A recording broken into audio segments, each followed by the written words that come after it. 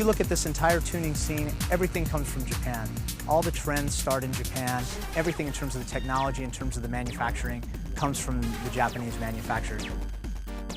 In the early 70s, there was these street tribes, and they called them bosozoku. They were kind of looked upon as the guys that make the trouble. They're out there, racing or drifting or making a lot of noise in the streets. They were drag racing those cars even back in the 70s and 80s, but they weren't import cars to them. To them, those are their domestic muscle cars. The old Corollas and Skylines and Datsun 510s and 240Zs. It developed again in the early 80s. The tuner shops would bring their cars out on Friday nights to the areas. Daikoku, which is Rainbow Bridge in Tokyo, which is the center of the Wangan events. And they time themselves going around the highway loop, and they just run in the middle of the night. 湾岸はやっぱり危険なもんで、やっぱりたまに死ぬ人もいるし、だんだんそれがドリフトに移行していきました。Going up to the toge or mountain passes, people would just start, the winding roads. That's where they would start to go before there were any organized events. You'll see in Japan, there's some big teams that will have like 10 cars running in a row. Try to get as close as possible, It's more organized street drifting. It's not just, drifting through the middle of a city. There's places, there's rules, there's etiquette. There's signals. You use all your lights and hazards and blinkers. And the futo is the industrial areas, the ocean, the docks, just like one big turn or two big turns connected. But it's really, really wide. They'll probably use like 4 lanes, they'll manji it all the way down. Basically, doing a drift down a straightaway, acting like there's corners there. A lot of the places that don't have spaces or a lot of corners, if you have a wide enough straightaway, you could do it. We've been driving toge for a while, raced around for a while. But after that, we started going to tracks because they had events, track days, contests. It's the largest pro series, and the main pro series is the D1 Grand Prix. That has the best drifters in the world competing in it. Drifting, obviously, it started in the hills of Japan. There were people that had the foresight to turn it into a series in Japan, and then it came stateside.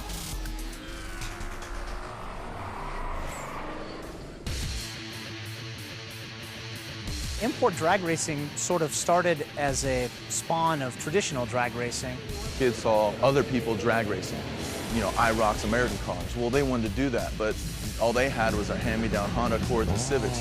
They were looking for a place to race, and a lot of the drag strips in Southern California at the time were very pro V8. We went to racetracks to try and do it legitimately, and we were told not to come back. Back then, there was no tag to what we were. The V8 guys used to call us rice rockets. We used to have people throw beer at us. The domestic guys throwing beer. Like they didn't want us when we were to track. testing our cars. Jap scrap throwing beer at us and stuff. And so a lot of the young people took to street racing, illegal street racing. This is Maria Street, bordering Compton and Long Beach. On any given night on a Saturday or Sunday, and this was pretty much the hangout. Right here, as you see, this is the starting line with all the burnouts. It was like a cat and mouse game. When it's a bust here, everyone knows to go to the next one. And after that, it just goes the whole night. And sometimes you could race out till the sun comes up.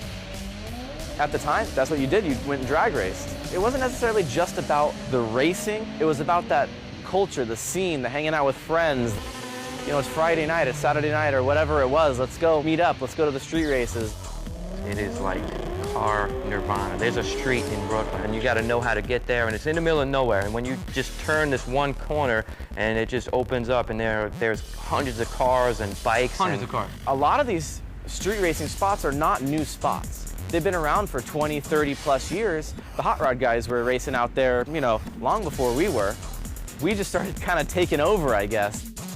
We had it organized, but everybody started coming in here.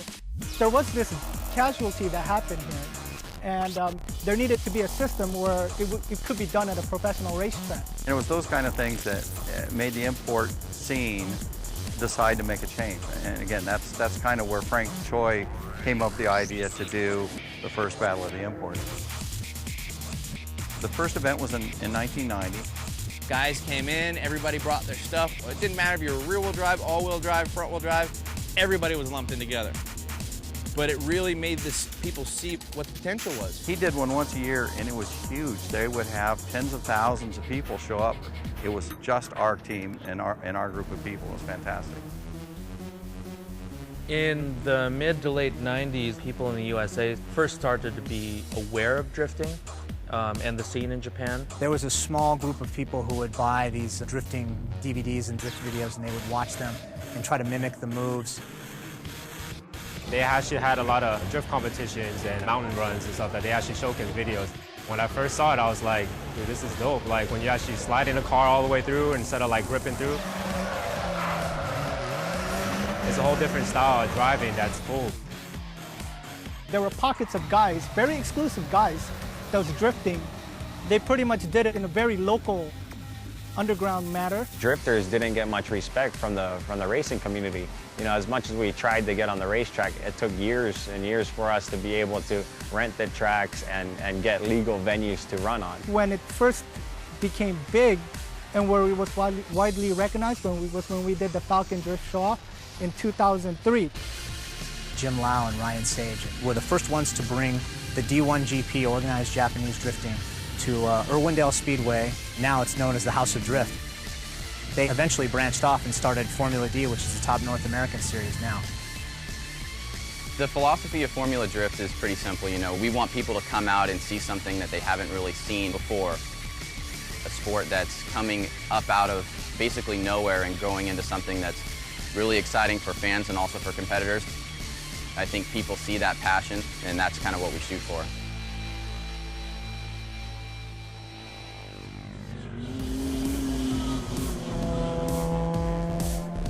The scene in Europe right now is kind of like what the scene was like in Southern California in 2000. It's very young, very new and exciting to them, and I think it's awesome. Drifting started first because a few years ago that phenomenon kind of just boomed out of nowhere. We've got a lot of these Japanese cars now that have been imported directly from Japan. Our regulations are different from, say, for instance, North America, where it's very difficult to have those cars. So it was very easy for us to start a series here, very similar to what was going on in Japan. Northern Europe, Scandinavia, they already have their own series now called Nordic Drifting Series. They also have a King of Europe, a whole European series. So there's several different series popping out right now. They're trying to come together, and there's a lot of talent drivers.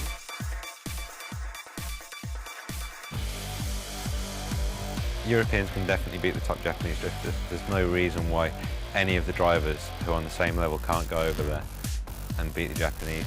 It's just a matter of right day, right time, right equipment. North American guys have a little bit of a chip on their shoulders, and the same thing with the European guys. The Japanese guys look at North America and they look at Europe with a little bit of an elitist view, where they feel like we're better than you guys, we started everything. 今はまだドリフトに関してはまだ日本だと思いますが、あと2、3年すると僕はアメリカのドライバーがもっと上に来るん違うかなと思います。The Americans and the Europeans are catching up, taking tremendous strides. If you look at drifting, time attack, drag racing, the Americans have surpassed the Japanese, in fact. It's growing by leaps and bounds. We've heard of events as far as the Virgin Islands. Australia is doing a lot of events. So it's moving quite around the world right now.